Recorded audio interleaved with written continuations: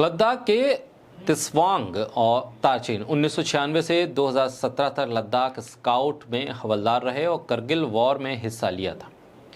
उन्होंने द्रास के दह टॉप और तोलोलिंग सेक्टर में पाकिस्तानी घुसपैठियों से लोहा लिया। ये जाबाज 24 सितंबर को लेह में हुए विरोध प्रदर्शन के दौरान गोली लगने से वहां पर मारा गया। 46 साल के धारचीन, इनके साथ 4 लोगों की मौत हुई। प्रदर्शन लद्दाख के स्टेटहुड को लेकर था और इस स्टेटहुड की लड़ाई में उनको गोली लगी। प्रदर्शन में शामिल लोग लद्दाख को राज्य का दर्जा दिलाने, छठी अनुसूची के तहत विशेष अधिकार देने की मांग कर रहे थे। जब प्रदर्शन उग्र हुआ तो पुलिस ने फायरिंग कर दी, जिसमें धारचीन समेत 4 लोग मारे गए। इंडियन एक्सप्रेस की रिपोर्ट के मुताबिक धारचीन 1996 से 2017 तक लद्दाख स्काउट्स में हवलदार रहे और करगिल युद्ध में हिस्सा लिया।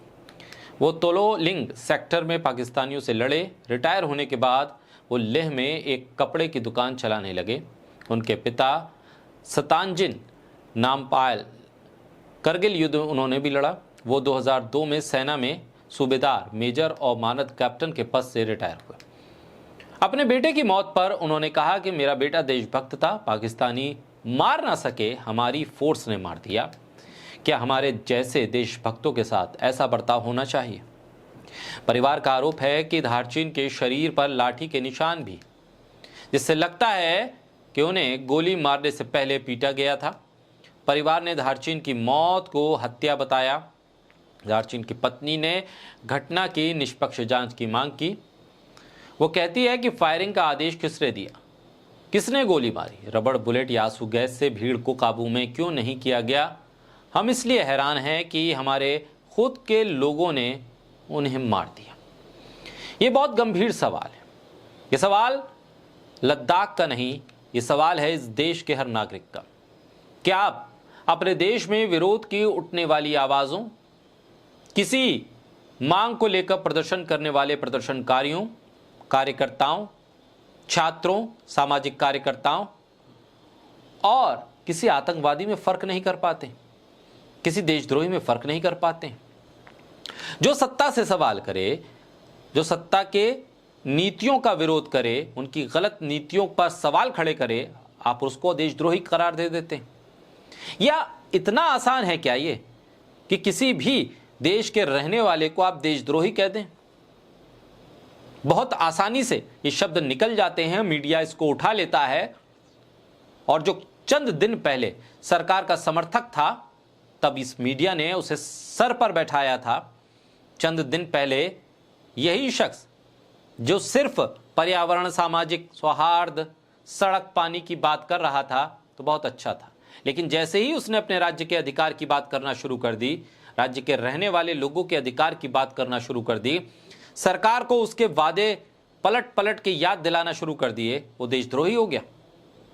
उसका लिंक विदेश के तमाम एजेंसियों से शुरू कर दिया गया, पाकिस्तान से नाता जोड़ दिया गया, चीन से नाता जोड़ दिया गया। उसकी एनजीओ के लाइसेंस को आप रद्द कर देंगे। किसी दूसरे देश के मीडिया संस्थान में जाकर अगर कोई इंटरव्यू दे दे तो क्या देशद्रोही हो जाएगा?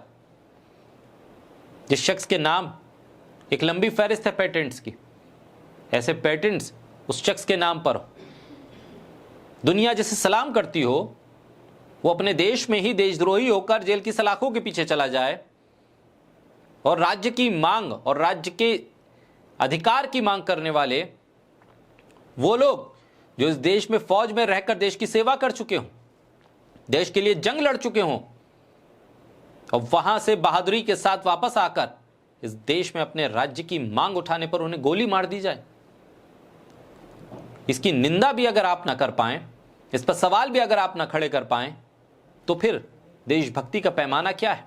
सिर्फ क्रिकेट मैच देखना, क्रिकेट मैच पर तालियां बजाना, किसी ट्रॉफी को उठा देना और उस ट्रॉफी के इर्द गिर्द हुड़दंग करना, यह देशभक्ति रह गई है?